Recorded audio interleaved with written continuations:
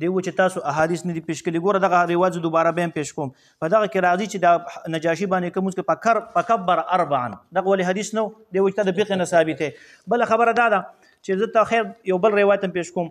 ولنما روي عن ابن مسعود انه سئل عن صلاه الجنازه هل يقرا فيها فقال لم يوقت لنا رسول الله صلى الله عليه وسلم قولا ولا قراءه. موږ ته لپاره دا تعینونه نه دي کړي. دا مجموع الفتاوا د حافظ ابن تیمیه صاحب ده. تاسو او خپل مقتدام وای مشر مرته وای په روانه مېستئ دی فرمای لا بقراءه ولا ذکر ولا غیر ذلك هذا مذهب الائمه الاربعه. تسلور امامان مسلک دا راغلي. وول معصور عن السلف من الصحابه والتابعين چې نه پکې قراءت او نه پکې ذکر او خیر ته وګوره شیخ صاحب، نه پکې قراءت او نه پکې ذکر. د سلف صالحین منګه ګوره سلف صالحین په روانو تاسو خاصي احادیث یاد او قران یادوي په دې باندې خلق یو قسم له دوکه غونډه کې تاسو ورکوي. دې فرمایي چې لا بقراءه ولا ذکر وهو المعصور عن السلف من الصحابه والتابعين. او بیا فرمایي وکانو يستحبون خبز الصوت عند الجنائز. دی سلف صالحین د مشرانو په وخت د جنازه کې اواز قطع ساتل بهتر ساتل، جهرونه به نه کول. و عند ذکر و عند القتال. دا مجموع الفتاوا د حافظ ابن تیمیه 12 نمبر جلد دی. بل خبره جی دا ما سره یو خبره زاد المعاد دی. زاد المعاد کې ابن قیم فرمایي چې کله یو شرط مثبت او بل شرط سره شي هغه شرط نافي. یو شرط زما او ستا په مدعا کې من وجه نافي من وجه او مثبت بل اړخ تاسو د شراغلي په دې مدعا کې ز اثبات کوم ته نه پکې دی وی والمثبت مقدم على النافي. خو ان صح کو چې تفسیر ستاره صحیح نه دي الته ما تصریح وکړه چې لا يصح خبره سیټ نه ده نو څنګه برابرې. بیا دی بل خبره وکړه دي چې جی دا دعا ده. شیخ امین الله سے امین الفتاوا کې لیکلي چې دعا ده او دی فرمای ورفع الصوت بذکر و دعاء بدعه. یا ساته ګوره ورفع الصوت بذکر و دعاء بدعه دا یو بدعت او ممنوع کار راغلی. دا ما سره تفسیر المظهری د قاضی ثنا الله پانی پتری مولا دی فرمای ویل ان ذکر و دعاء سرا اکثر اخلاصا. په دې کې اخلاص ډیر دی. و مولانا صاحب دا جنازې په جهر مکه ریاکاري نه ولي کوي خلکو ته. او دې فرمای ول اخفاء سنت الدعاء.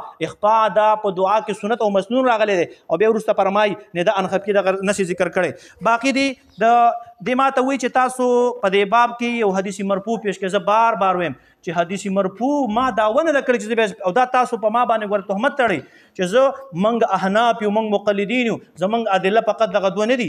دا دوه اکثر وی دا کافر دي منګ نور سره منافیم نه دي. نو دا نور هم دغه تشریح دي کنه د فقها او اقوال د کشران او اقوال. باقی پاتې شلو د نجاشي خبره مولانا صاحب یاد وساته. نجاشي چې دی هغه ته مکشوف شوی دا د خصوصیاتو د هغې نه هغه ظاهر کې اخفاءن و پټو غیبانه و خو هغه داسې نه وه چې مثال په طور باندې ګنې نبي کریم علیه السلام عمومي علی الاطلاق غیبانه جنازې کړي. د دې نه علاوه ته ماته بل یو قول پیش کړه چې رسول پاک صلی الله علیه وسلم غیبانه جنازه کړي. دا د خصوصیاتو نه ده. بل دی وی چې کومه ښځې ښایسته نو هغې پسې به تاسو مولانا صاحب دلته کې دا د شرایطو نه دي. ښه که تاسو وایي د شرایطو نه ویلي د منځه نه مطلب دا مقصد یې په دې کې دا دی چې داسې یو کس وي چې هغه نور التفات غیرو خلکو ته نه کوي ناجایزو خلکو ته نه کوي. بل وایي چې اندام مخصوصه دا بلیږي کې زما ستاسو چیلنج ده ته شامي راکوزوم مولانا صاحب په شامي کې به ما ته وښیه چې دې ذکر خوستلی دی هلته کې عضو ویلې ده خو چې ستاسو ټیک ذهن ته د عضو نه ذکر راځي نو خو به یې بېله خبره ده.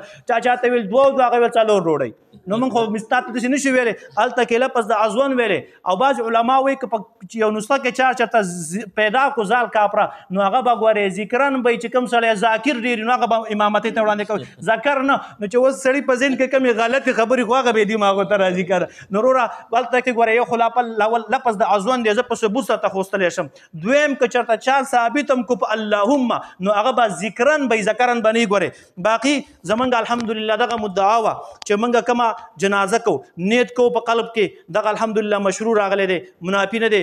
او پاتې شو الله اکبر د بخاري د حدیث نه مې ثابت کو چې مونځ یې کوو بیا مو اوره دی وایي چې فکبر اربعا څلور تکبیره کول او تا وی دا د نس خلاف دی د قرآن د حدیث خلاف دی د بخاري نه مې هسې بخاري یادې والله که په بخاري باندې تاسو ځئ. بله خبره دا ده چې تاسو ته ما دا خبره مو کړله چې موږ پکې ثنا وایو حمید ته لفظ راغلی دا الهو سنن دی بدای الهو سنن کې باقاعده فرمایي چې د حمد نه څه مراد دی وایي د حمد نه دغه ثنا د الله تعالی ذکر دی هغه کو په هر الفاظو سره شي. باقي موږ استغفار وایو موږ دعا کو د مونږ د جنازې کې دغه په احادیثو کې راغلي که تاسو وایي ته به وګورم دغه د تمامو احادیثو کتابونو لیکلي چې کله سړی وایي نو اللهم اغفر لحینا ومیتنا وشاهدنا وغایبنا دغه مذکور راغلي. اوس پاتې شول اخرنۍ خبره شیخ صاحب زه تاسو یو نکتې ته راولم چې زما استاد د مناظرې ګورې خلاصه راوځي. ها